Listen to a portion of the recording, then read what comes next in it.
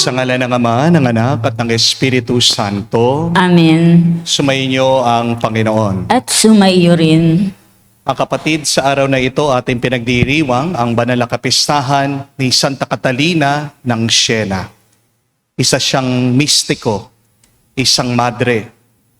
Napakalalim ng kanyang karunungan tungkol sa Diyos at sa ating pananampalataya.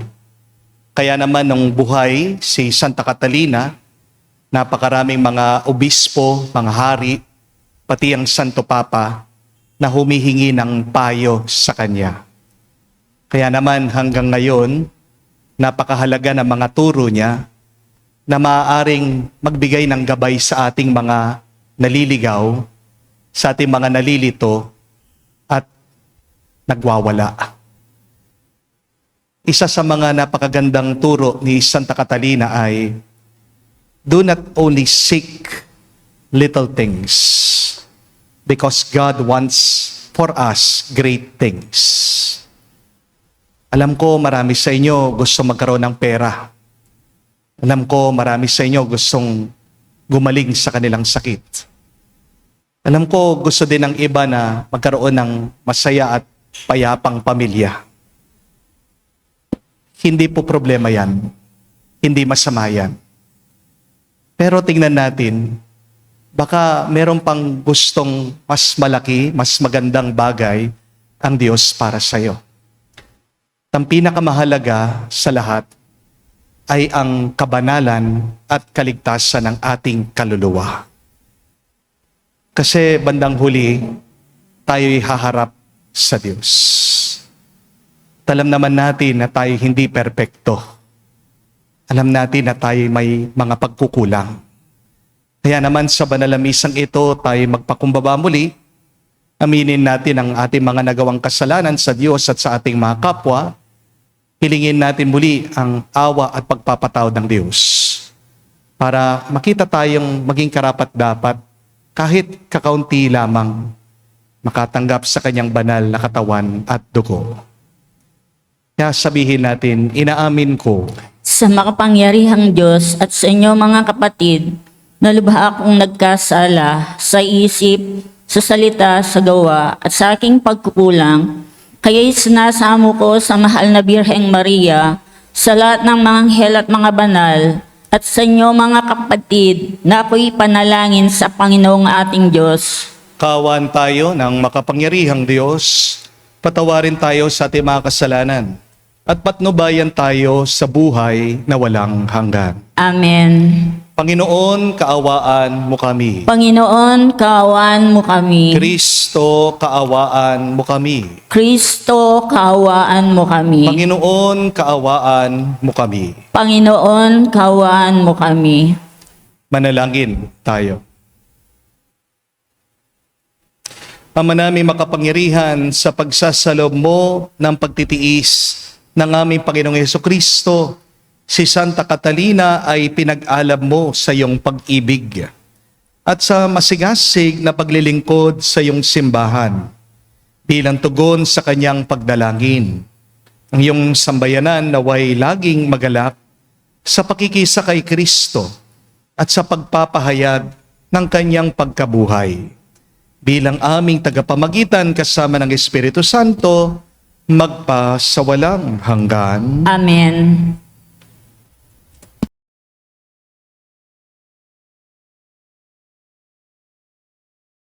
Pagbasa mula sa mga gawa ng mga apostol. Noong mga araw na iyon, lumalago at lumalaganap ang salita ng Diyos. Sina Bernabe at Saulo ay bumalik buhat sa Jerusalem nung maganap na nila ang kanilang tungkulin.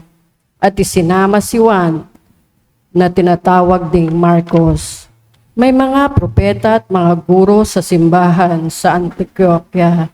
Kabilang dito sina Bernabe, Simeon at tinaguri ang Negro, Lucio na taga Cirene, Saulo at Manaen. Kababata ng Tertrakang si Herodes. Samantalang sila'y inaanyuno at sumasamba sa Panginoon.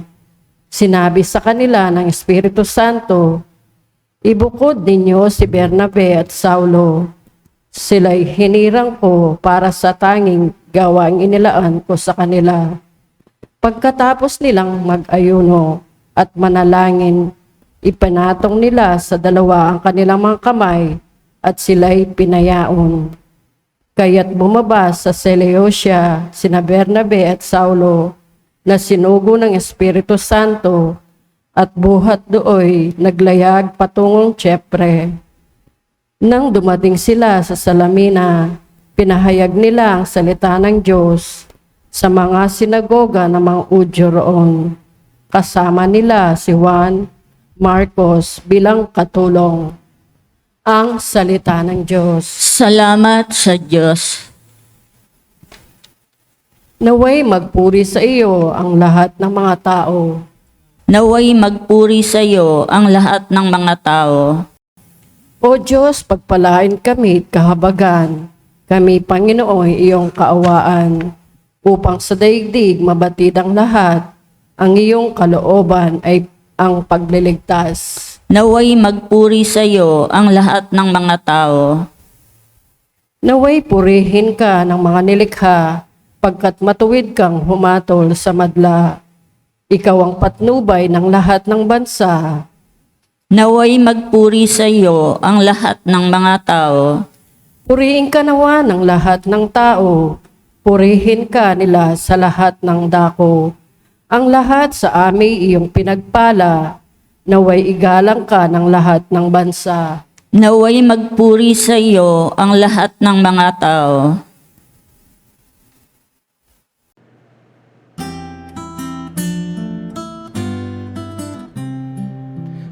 Alleluia, alleluia, alleluia, alleluia,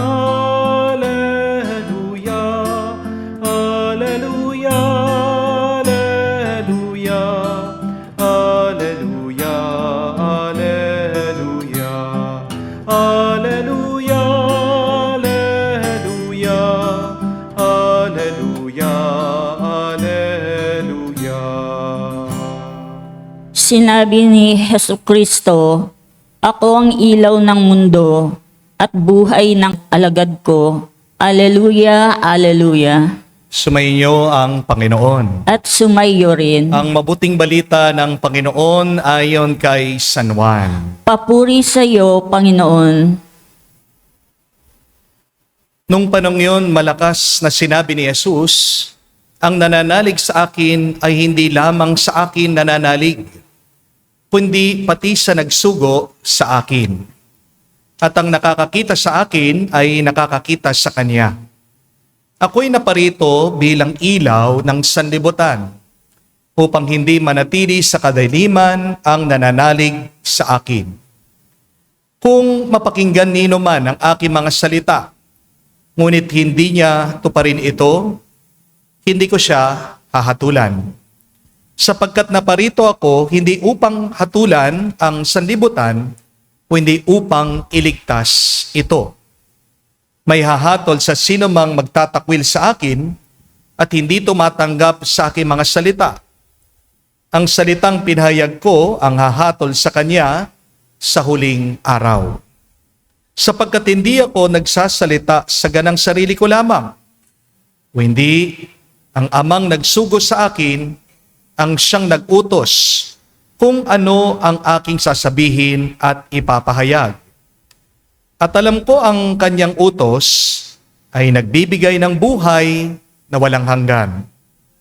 Kaya't ang pinasasabi ng Ama, ang siya kong sinasabi.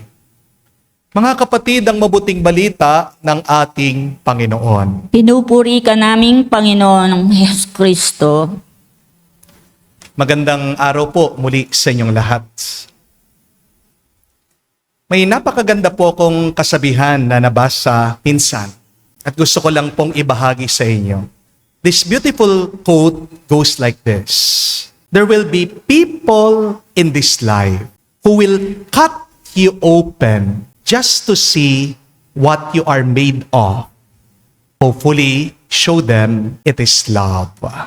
Totoo po ito, darating sa ating buhay na mayroong mga taong susubok sa atin. Merong mga taong sasaktan ka, insultuhin ka, lalabanan ka, para lang malaman ano ba ang laman ng loob mo. Pero ang tanong, kapag binuksan ang iyong puso, ano kayang makikita ng ibang tao? Ito ba'y galit? Baka meron kang inggit? Masama ba ang iyong loob? Meron ka bang takot o pag-aalala? O baka pag binuksan ng doktor ang iyong puso, puno ng kolesterol?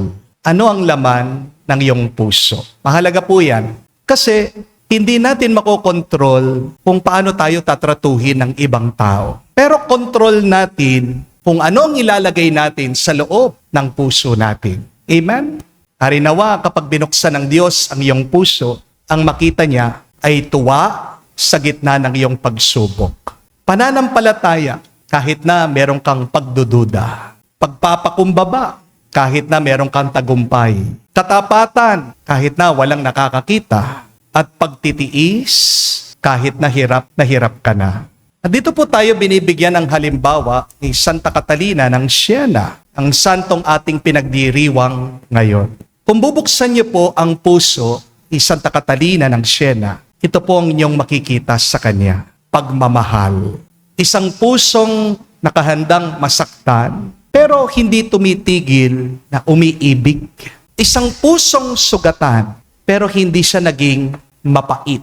At tandaan niyo po ito mga kapatid, hindi ka banal dahil hindi ka nasaktan.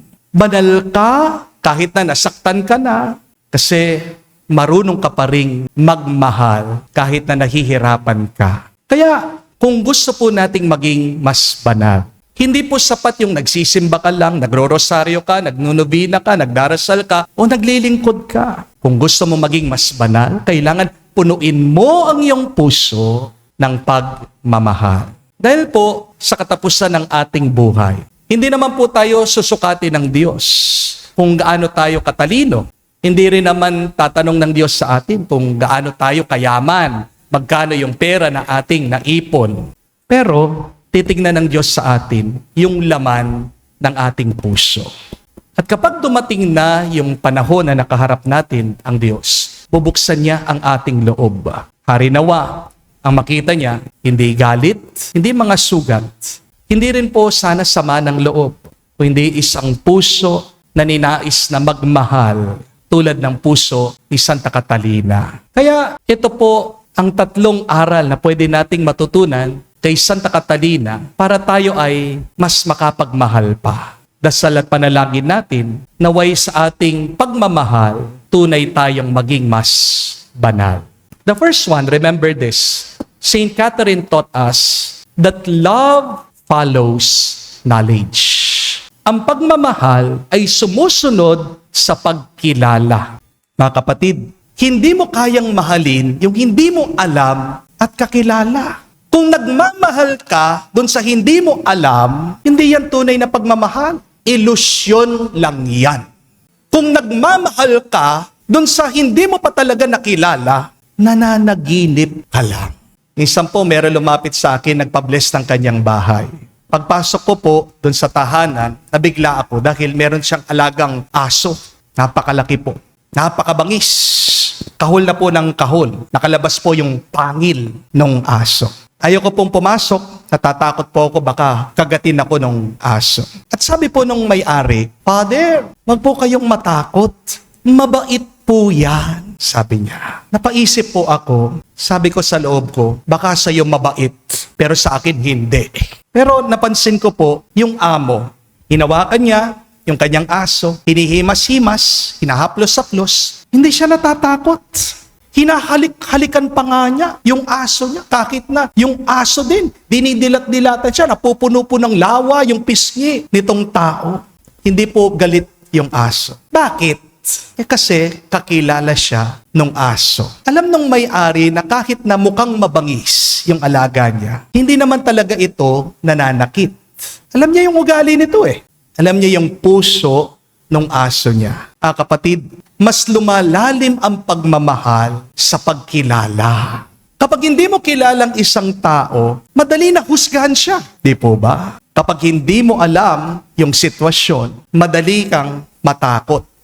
Kapag hindi mo kilala ang Diyos, madali ka ding magduda sa Kanya. Kung kilala mo ang Diyos bilang iyong Ama, hindi ka agad magtatampo. Kung kilala mo siya bilang mapagmahal, hindi ka agad magdududa sa Kanya. Kung kilala mo ang Diyos bilang tapat, hindi ka agad susuko sa iyong problema. Amen? Mga kapatid, ang problema kasi sa atin, kilala natin ang Diyos sa isip lang, pero hindi natin kilala ang Diyos gamit ang ating puso. Alam natin ang tungkol sa Diyos, pero hindi natin siya nararanasan. At tandaan niyo po ito, information about God is not the same as having an intimacy with God. Maraming may alam sa Diyos, pero kakaunti lang ang tunay na nakakakilala at nakakaranas sa Diyos. Kaya kung gusto mong mas lumalim ang pagmamahal mo sa Diyos para ikaw ay mas pagpalain pa niya, kilalanin mo siya araw-araw. Kilalanin mong Diyos gamit ng Kanyang salita, ang Biblia. Nakikilala natin ang Diyos sa loob ng banal na misa, ang Eucharistia. Nakikilala mong Diyos sa gitna ng katahimikan because God speaks to us in silence. Nakikilala mo din ang Panginoon sa iyong mga problema because God is closest to us when we are undergoing great pains and sufferings. Anong sabi ng isang santo na pag tayo'y nahihirapan, tayo'y hinahalikan ni Jesus. At kapag nakikilala mo siya, mapapansin mo, unti-unti nagbabago ang puso mo. Yung dating takot mo, magiging tiwala. Yung iyong pagrereklamo, magiging pasasalamat. Yung iyong pagdududa, magiging pagsamba. At kung gusto nyo din pong gumanda, yung pagmamahalan nyo sa pamilya, lalong-lalo na kayo pong mga mag-asawa, kilalanin nyo ang bawat isa araw-araw. Meron po mga mag-asawa, nagsasawa na. Bakit? Kasi ang mindset nila, kilala ko na yan, alam ko na yan, wala namang itatago sa akin yan. Pero, ang hindi nila alam, yung asawa mo ngayon, hindi na siya yung tao na pinakasalan mo noon. Because people change. Amen? Nagbabago tayo, tayong mga tao. Maraming pinagdadaanan yung asawa mo. Minsan sumasakit ang loob niya, meron siya mga takot, meron siya mga pagdududa. Maraming nararanasan, maraming iniisip ang iyong asawa. Hindi naman bato yan. Kahit naman ang bato, nagbabago. Hindi po ba? Kung hindi mo kikilalanin ang iyong asawa, magiging estranghero kayo sa bawat isa. May iba naman, ang bilis po maghusga sa kanilang mga asawa. Isang pagkakamali lang. Ano sasabihin? Ganyan talaga yan. Hindi na magbabago yan. Wala nang pag-asa yan. Mga kapatid, hindi ka tunay na nagmamahal kung mabilis kang maghusga. Kung hindi katamaran, yung hindi mo pagkilala sa iyong minamahal. Kasi kung talagang kilala mo siya, alam mo kung bakit nagkaganon siya. Alam mo kung saan siya nanggaling. Alam mo kung anong mga pinagdadaanan niya. At kapag kilala mo na ang isang tao, hindi mo siya agad puhusgahan at agad mo siyang uunawain. Amen? Kaya tandaan niyo po, mga kapatid, ang pagmamahal mas lumalalim sa pagkilala. Kung hindi mo kinikilalang iyong minamahal, namamatay ang inyong ugnayan, ang inyong relasyon sa bawat isa. Kaya kung gusto niyo pong bumalik yung inyong kilig, kung gusto niyo po na bumalik yung inyong lambing sa bawat isa, kung gusto niyo pong gumaling ang inyong nasirang relasyon, ang mo sasabihin, kilala na kita. Ang sabihin mo, gusto pa kitang makilala. Mag-usap po kayo, makinig kayo sa bawat isa, at alamin niyo ulit ang kwento niyo. Tanong mo, anong kinakatakot mo? Anong pangarap mo ngayon? Ano ang sakit na dala ng iyong puso?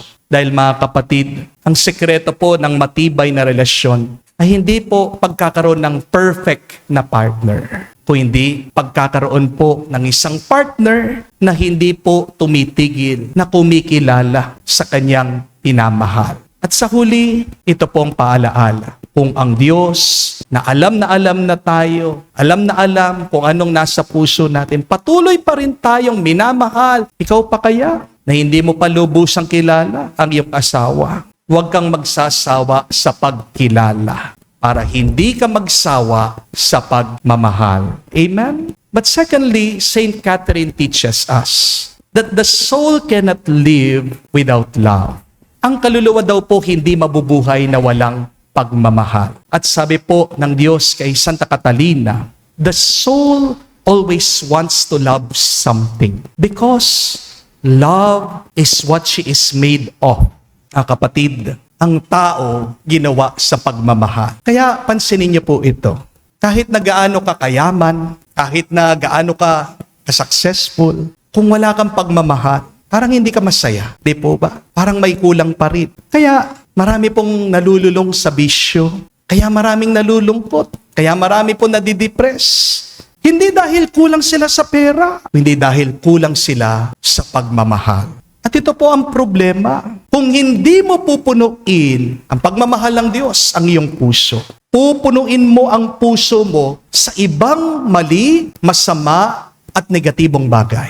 Kung hindi puno ang iyong loob sa pagmamahal ng Diyos, pupunuin mo yan ng bisyo, ng toxic relationship, ng kasalanan, ng maling pag-ibig. Kaya mga kapatid, tandaan niyo po ito. Hindi ka mabubuhay kung wala kang minamahal. Pero siguraduhin mo, kung magmamahal ka, tama yung iyong mamahalin. Amen? Hindi naman lahat ng ating minamahal tama. Minsan, huli na ang lahat bago nating ma-realize yan. Sayang ang buhay. Maiksi lang ang oras natin dito sa mundong ito. Kaya nga, wag mong sayangin ang iyong buhay na minamahal mo ang maling bagay. Amen? Third and last, Saint Catherine also taught us that love transforms one into what one loves. Ang minamahal mo, humuhubog kung sino ka. Tandaan niyo po ito. Nagiging katulad tayo nung minamahal natin. Kaya napansin niyo po, yung pong mga mag-asawa na hindi magkaroon ng anak, nag-aampon po sila. At habang tumatanda yung bata, nakakamukha po niya yung mga magulang niya. Yan po yung ibig sabihin nung love transforms one into what one loves. Kung mahal mo ang pera, magiging makasarili ka. Kung mahal mo ang kapangyarihan, magiging mapag-abuso ka. Kung wala kang ibang minamahal kundi sarili mo, magiging makitid ang isip mo. Pero kung mahal mo si Kristo, magiging katulad Kanya. Magiging mas mapagpatawad ka, magiging mas mapagbigay ka, magiging mas mapagkumbaba ka. Kaya wag po kayong magtataka kung bakit mayroong mga tao laging galit. Kasi mahal na mahal nila yung galit nila. Hindi nila mabitawan yung galit nila. Di po ba? Pero wag din kayong magtaka. Mayroong mga tao puno ng kapayapaan. Kasi sila yung mga taong nagmamahal sa kapayapaan. Amen? You transform into what you love. Kaya mga kapatid, magandang pagnilayan po ito. Magandang pag-isipan ito. Kung bubuksan ng Diyos ngayon ang puso mo, anong makikita niya? Sinong makikita niya? Dahil ang laman ng puso mo ngayon, yan ang magiging buhay mo bukas. Remember that. Your tomorrow is dictated with what you hold now in your heart. Kaya sa tuwing may taong makakasakit sa iyo, kapag meron tao na tila ba binubuksan niya ang puso mo, sinusubukan ka niya, huwag kang magpapakita ng galit. Huwag mong dadagdagan ng sugat ng iyong loob. Ipakita mo, pinipili mong magmahal, umibig palagi. Dahil sa dulo ng lahat, hindi ka naman huhusgahan ng Diyos sa kung gaano karami na mga sugat na iyong natanggap sa iyong puso.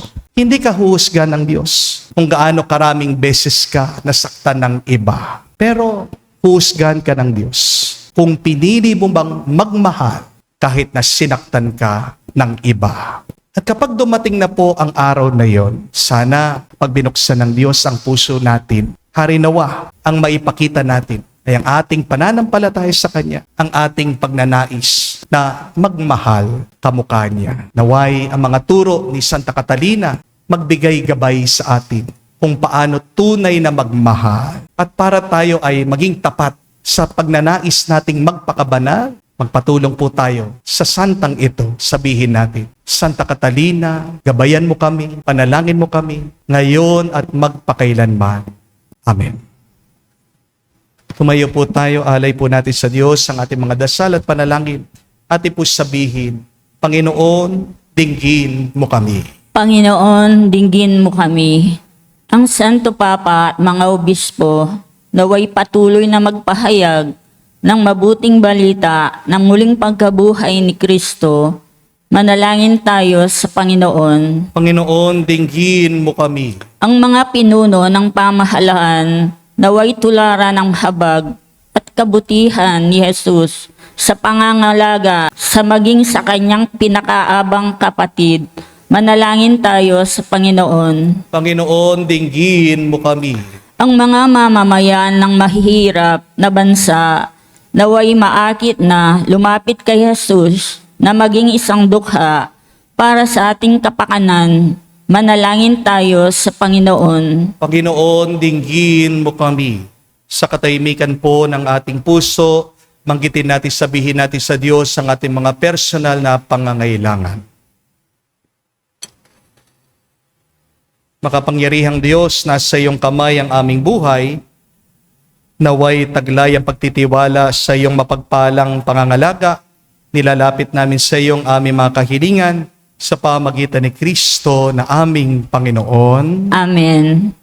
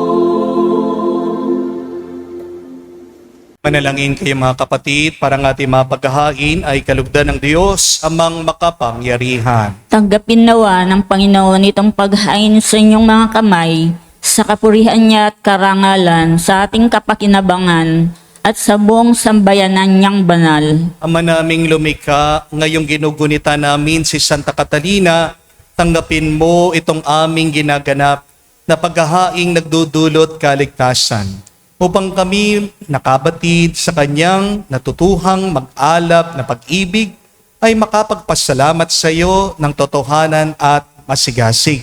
Sa pamagitan ni Jesucristo, kasama ng Espiritu Santo, magpa sa walang hanggan. Amen. Sumainyo ang Panginoon. At sumaiyo rin. Itaas sa Diyos sa inyong mga puso at diwa. Itinaas na namin sa Panginoon. Pasalamatan natin ang Panginoong ating Diyos. Marapat na siya ay pasalamatan. Ama naming makapangyarihan, tunay nga marapat ikaw ang aming pasalamatan.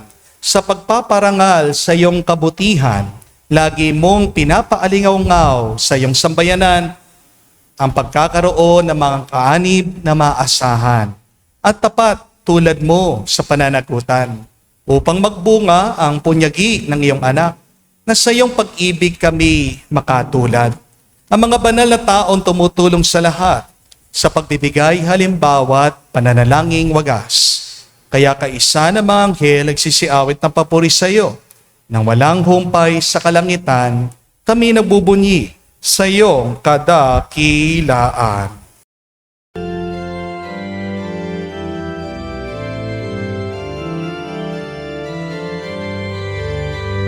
Santo, Santo,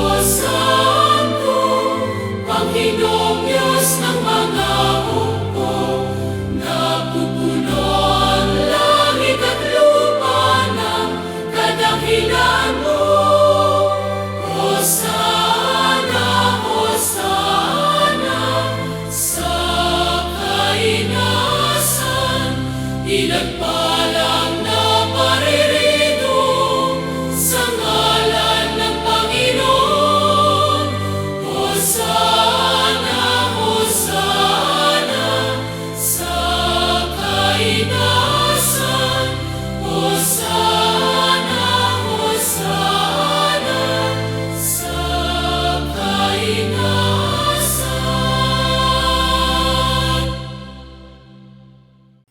Ama naming banal, ikaw ang bukal ng tanang kabanalan. Kaya't sa pamagitan ng iyong Espiritu, gawin mong banal ang mga kaloob na ito upang para sa amin maging katawan at dugo ng aming Panginoong Heso Kristo. Bago niya pinagtiis ang kusang loob na maging handog, hinawakan niyang tinapay, pinasalamatan kanya, pinaghati-hati niya iyon, inabot sa kanyang mga alagad at sinabi, tanggapin ninyong lahat ito at kanin. Ito ang aking katawan na ihahandog para sa inyo.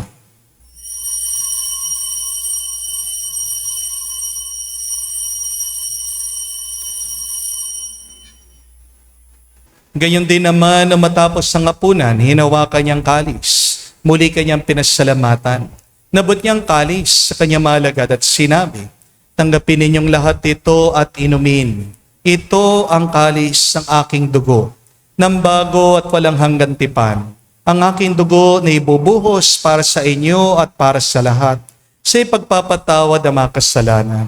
Gawin ninyo ito sa pag-alaala sa akin.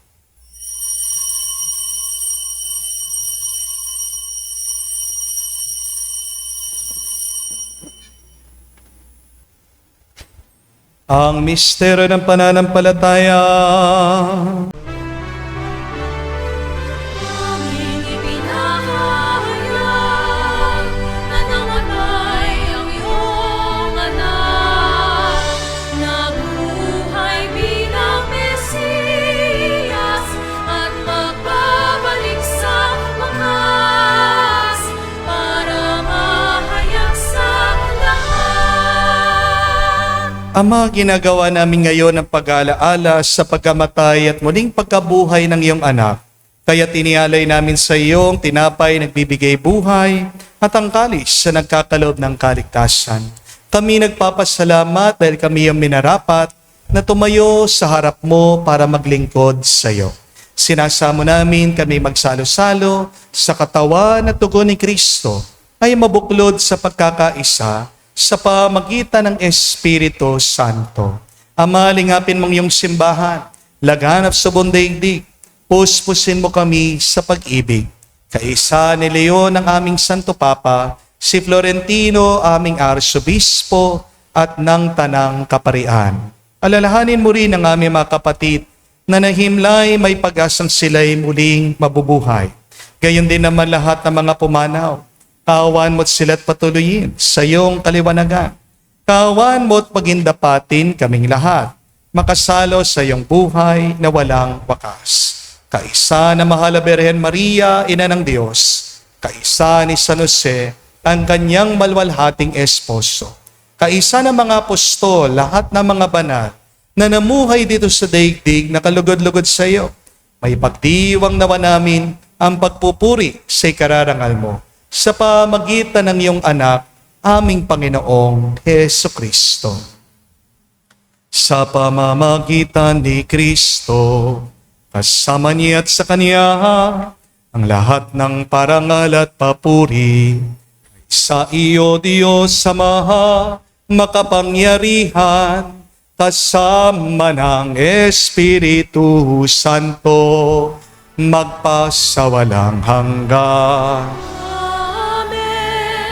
Amen. Amen. Amen. Amen. Amen. Sa nakagaling na utos at turo ni Jesus sa Panginoon natin at Diyos, ipahayag natin ang lakas, loob.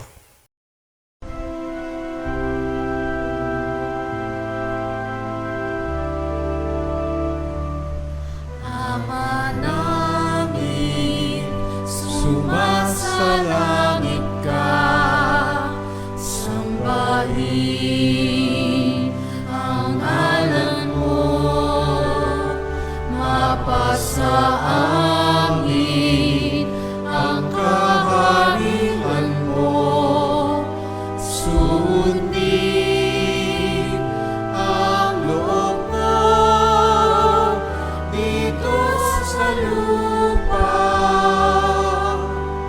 para lang sa langit. Bigyan mo kami ngayon ng aming kakanin sa araw-araw. At patawarin mo kami sa aming mga sala para ng pagpapatawad namin sa nagkakasala sa amin. At huwag mo kami ipahintulot sa tukso, at iadya mo kami sa lahat ng masama. Hinihiling namin kami, Adya, sa lahat ng masama, pagkalooban ng kapayapaan araw-araw, ligtas sa kasalanan, at ilayo sa lahat ng kapamakan, samantalang aming pinanabikan ang dakilang araw ng pagpapahayag ng tagapagligtas naming si Hesu Kristo. Sapagkat iyo ang kaharian at ang kapangyarihan at ang kapurihan magpakailanman. Amen. Panginoong Hesu Kristo, sinabi mo sa mga apostol, kapayapaan ang iniiwan ko sa inyo. Ang aking kapayapaan binibigay ko sa inyo. Tunghayan mo ang aming pananampalataya at huwag ang aming pagkakasala. Pagkalooban mo kami ng kapayapaan at pagkakaisa ayon sa iyong kalooban, kasama ng Espiritu Santo, magpa sa walang hanggan. Amen. Kapayapaan ng Panginoon ay laging sumainyo. At sumayo rin. Magbigayan po tayo ng kapayapaan sa bawat isa. Peace with you po, kapayapaan po sa inyong lahat.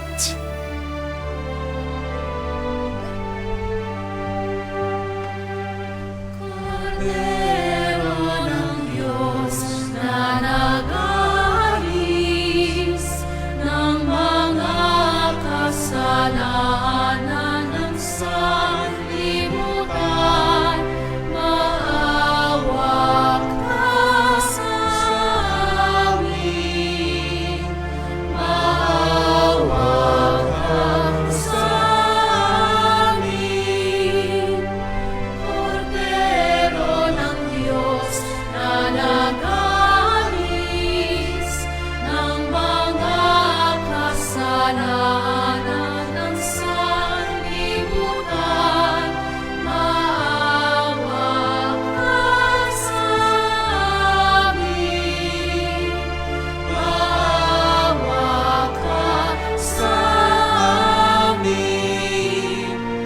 Cordero ng Diyos na nag-aalis ng mga kasalanan ng sanlibutan, ipagkaloob mo sa amin ang kapayapaan.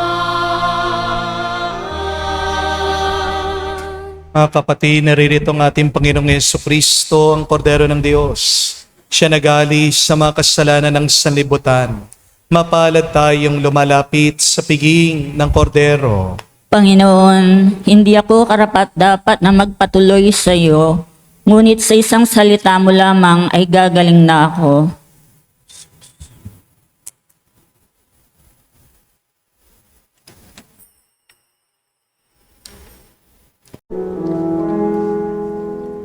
Make me a servant, humble and meek. Lord, let me lift up those who are weak, and make the prayer of my heart always be.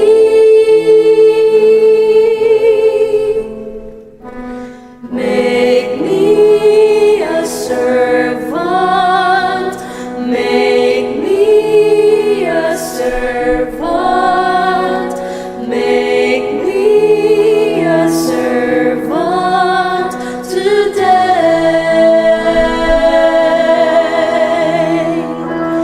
Make me a servant, humble and weak. Lord, let me lift up those who are weak, and make the prayer of my heart always be.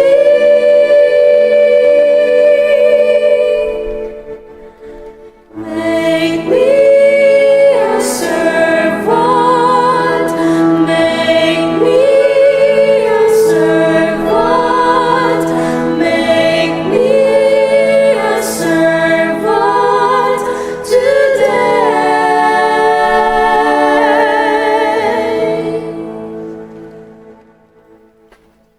Manalangin tayo.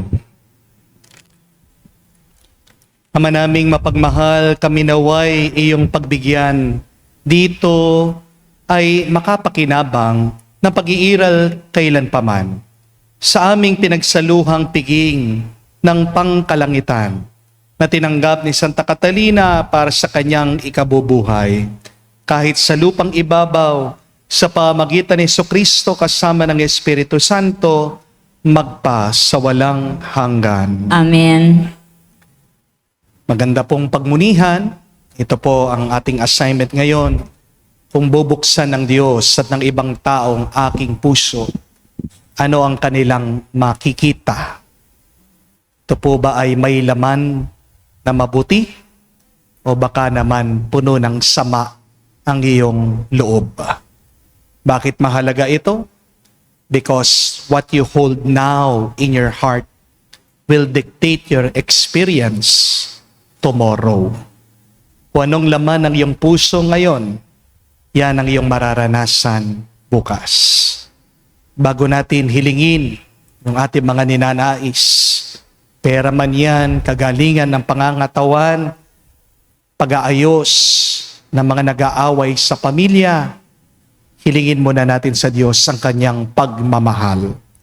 Dahil kung walang pagmamahal ang iyong buhay, kamukha ng turo at sinabi ni San Pablo, para kang isang lata na walang laman. Isa kang bell na walang tunog. Walang kabuluhan ang iyong buhay. Nagkakaroon ng kabuluhan ang ating buhay kung tayo ay napupuno ng pagmamahal. Hindi mo mapupuno ng pagmamahal ang puso mo. Ito lang ay mapupuno sa pamagitan ng pagpapala ng Diyos. So every day, my dear friends, so that we can become more blessed, let us ask the Lord, Lord, please fill me with your love. Sumainyo ang Panginoon. At sumaiyo rin. At kayo'y basbasan ng Diyos, makapangyarihan sa lahat, sa ngalan ng Ama, ng Anak, ng Espiritu Santo. Amen. Ang ating misa ay natapos na. Humayo kayo sa kapayapaan ni Kristo. Salamat sa Diyos.